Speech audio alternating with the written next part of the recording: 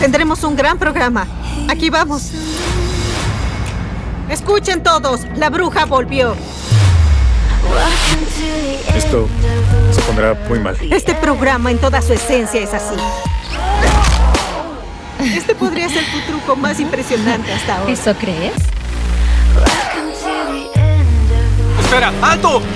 unREAL, temporada final. Estreno, lunes, por Lifetime.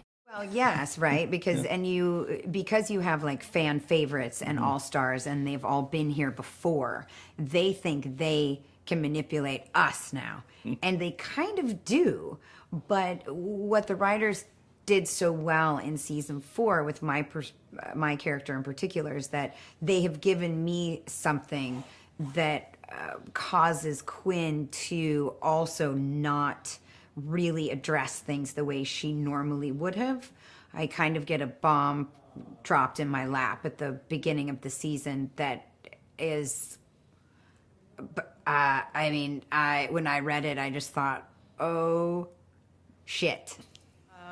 But I've learned a lot from Quinn. I mean, in different ways in my life, different ways to handle things as a woman and not being afraid of your power and not being afraid of your individuality. So I take from Quinn her strengths. I definitely don't take her weaknesses. In season 4 of unREAL, Jay comes in at the top of his game. He's never been more successful. He's never been more confident, and yet he's lost a part of himself that truly makes him who he is. So the arc over the course of season 4 is him trying at every turn to come back to himself.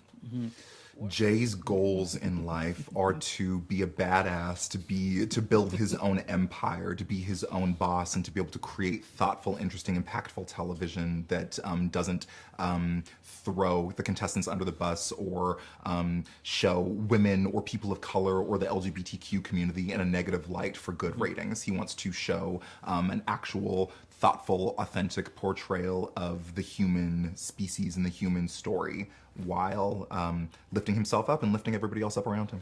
By the end of the third season, she doubled down. She's like, I'm moving here. I'm going to buy my condo right by the mansion.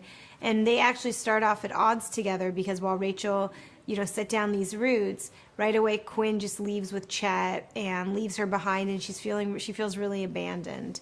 And in the meantime, while Quinn and Chet are off, vacationing, Rachel brings in this guy, Tommy, who's the new producer on the show, and they form a real alliance and a real relationship. So it makes it easier for her to separate herself from Quinn. Yes, they had asked me to do 2 episodes this season, and then they just tell you which 2 they're going to have you direct. So I was very flattered to be directing the 3rd episode in the season finale.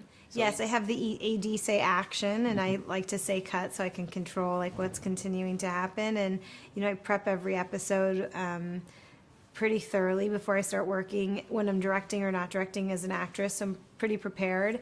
And in some ways it makes my performance even better because I know the episode that much more deeply, having spent, 2 weeks prepping it. By the time I'm ready to act, I'm in a really good place. I really enjoy it.